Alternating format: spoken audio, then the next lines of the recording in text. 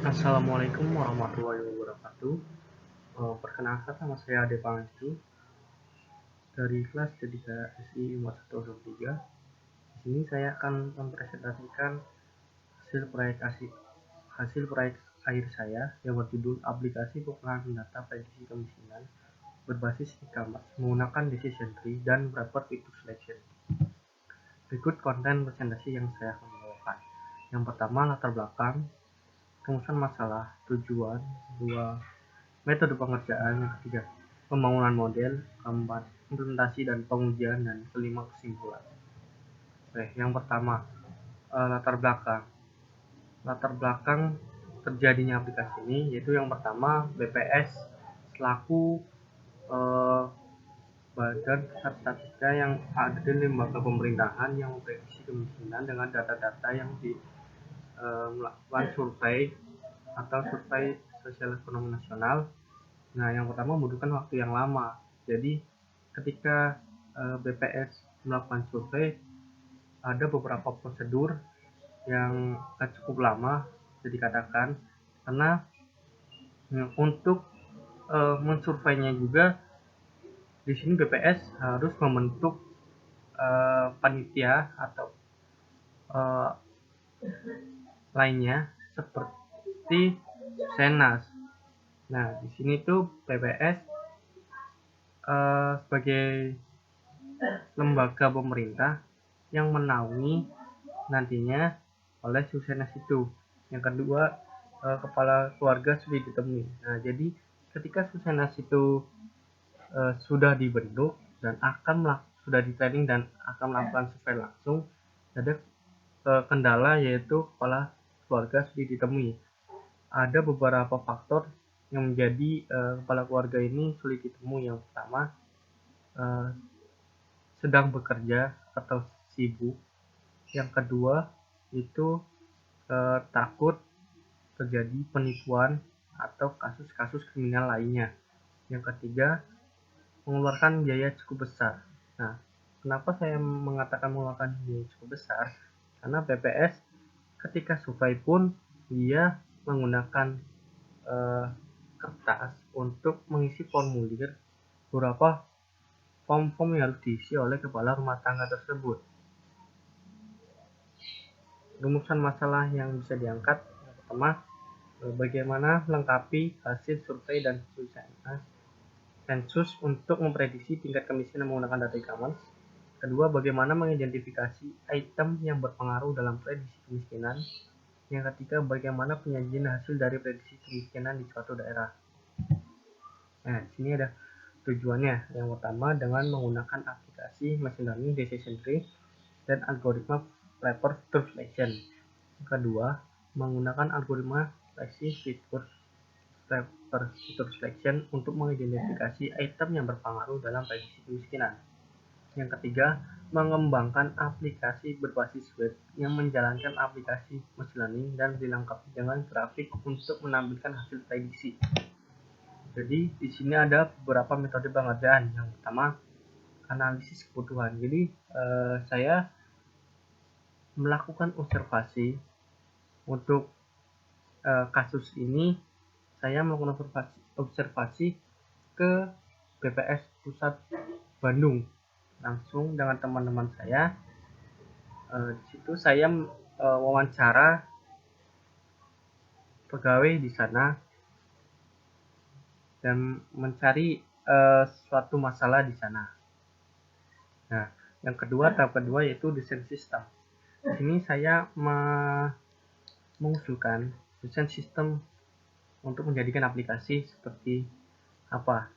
Yang ketiga, penulisan kode program. Nah, di sini saya menggunakan kode program Python dengan framework Django. Yang terakhir adalah pengujian program. Di sini untuk pengujian saya menggunakan black box testing. Di pembangunan model. Pembangunan model ini ada beberapa tahap. Yang pertama, proses. Yang kedua, normalisasi. Yang ketiga, wrapper feature selection. Yang keempat, decision tree, dan kelima atau terakhir, evaluation. Di sini proses ini bisa melihat aspek-aspek pada data e-commerce meliputi harga yang terjual, jumlah barang yang terjual, jumlah viewer, dan jumlah pembeli. Kemudian jika ada data yang nol atau kosong, maka akan dibersihkan menjadi nol. Yang kedua, normalisasi. Nah, tahap ini merupakan tahap mana data akan dirasiokan atau disetarakan nilainya menjadi 0 hingga 10 menggunakan metode min-max normalization. Adapun rumusnya bisa dilihat di situ. Yang ketiga, wrapper feature selection. Nah, di sini langkah selanjutnya yaitu masuk ke algoritma feature selection-nya. Nah, di sini saya menggunakan SVM forward dan decision tree forward. Yang keempat, decision tree. Decision tree ini adalah machine learning yang saya gunakan. Konsepnya itu mengubah data menjadi pohon keputusan decision tree dan aturan-aturan keputusan atau rule. Nah, cara kerja decision tree ini, misalkan di sini saya gambarkan Monica ini rencana akhir minggunya. Jadi jika terjadi hujan, dia akan memilih dua pilihan. Jika dia hujan, maka dia akan tetap diam di situ, tetap berada di tempat tersebut. Kalau tidak hujan, dia akan pergi keluar. Nah, situ ada cabang lagi, node lagi, disebut node. Nah, itu ada jika dia pergi keluar, maka cuacanya terlalu cerah. Nah, dia akan, kalau ya, dia akan menonton film. Kalau tidak, dia akan pergi berbelanja. Sedangkan jika dia tetap di tempat, dia akan menyalakan kabel sinyal untuk menonton TV atau tidak untuk kedai kopi atau mau bikin kopi sendiri di situ. Nah, di sini masuk dari root node, interior node, left node.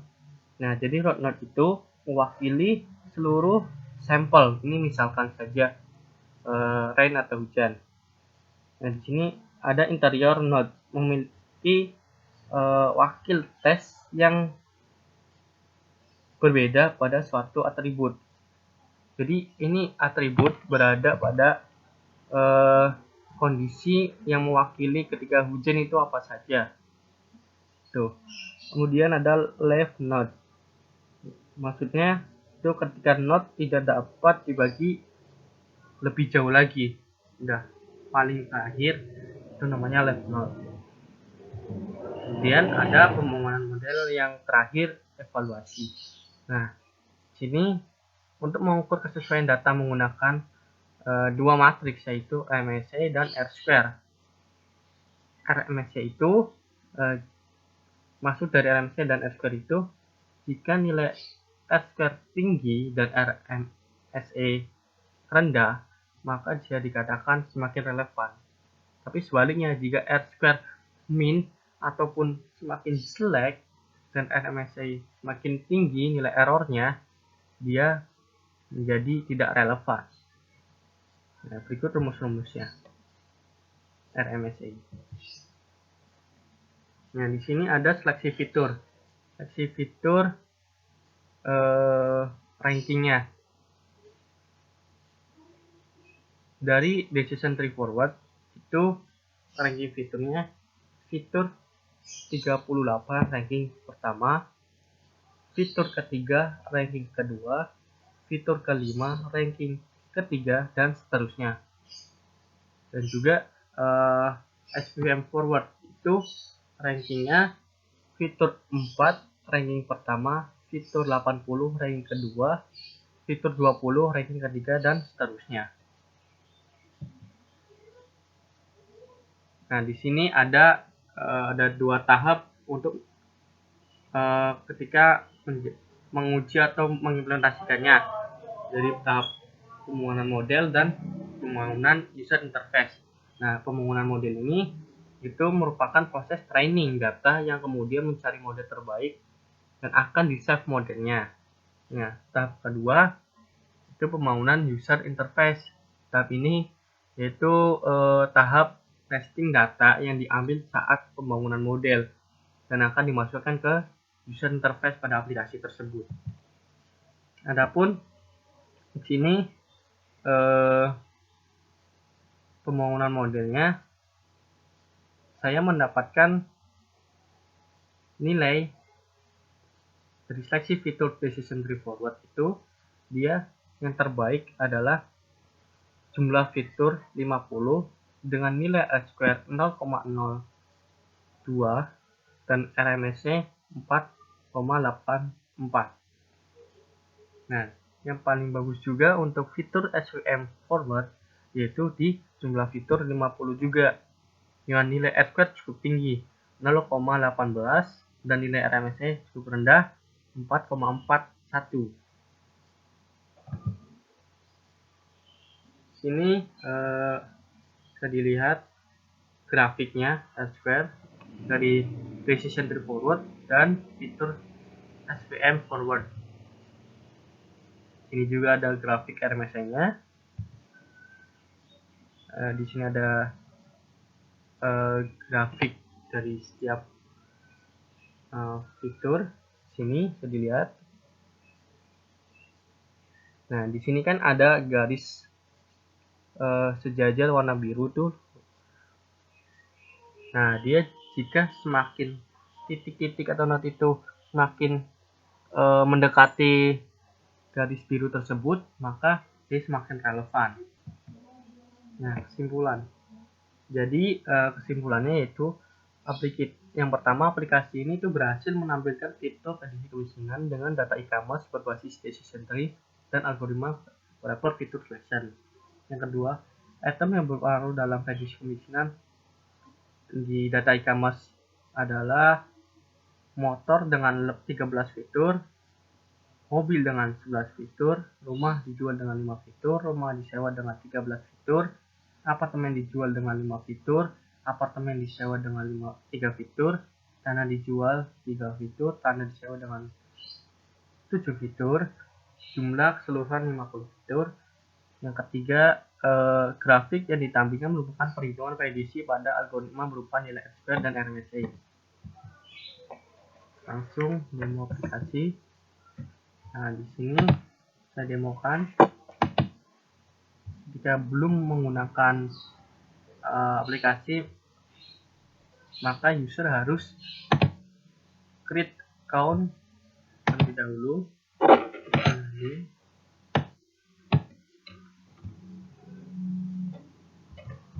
AD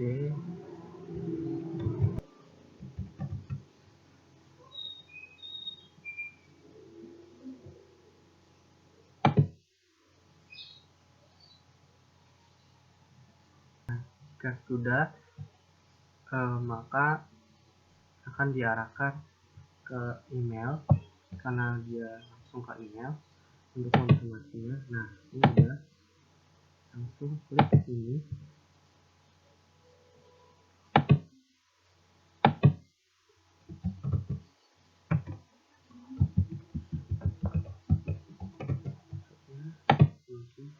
Nah, ini bisa login. Kemudian menuju pertama akan berisi deskripsi aplikasi.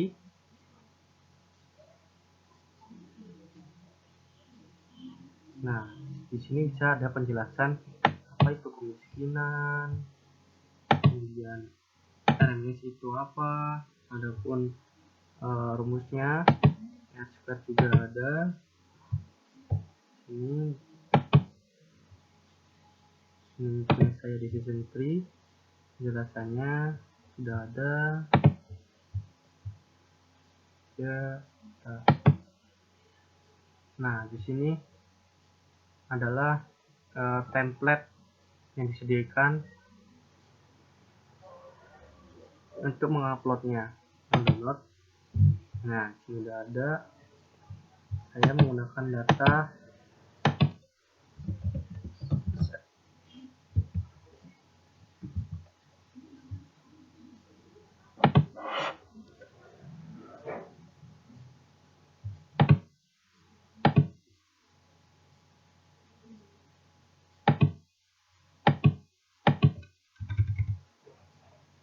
dan dia namanya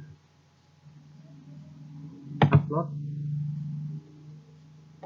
maka akan muncul di sini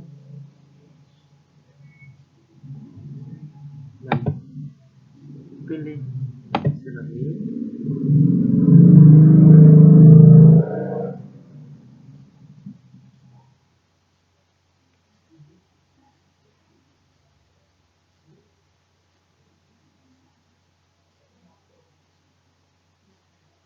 Nah, di sini bisa dilihat adapun dari sampel yang saya buat,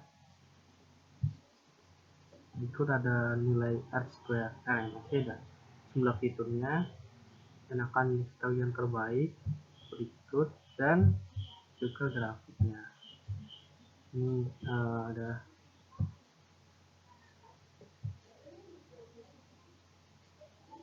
prediksi, tabelnya tabel prediksi, item yang berpengaruh,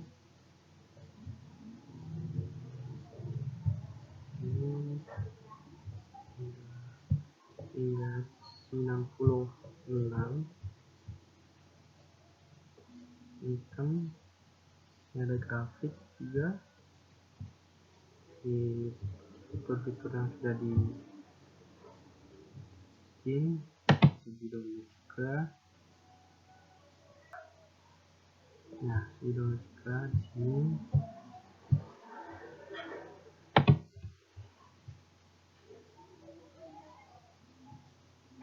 Datanya di-download juga, data tersebut yang tadi kita buat di-download, bisa dihapus juga bisa. Baik, terima kasih untuk perhatiannya. Mohon maaf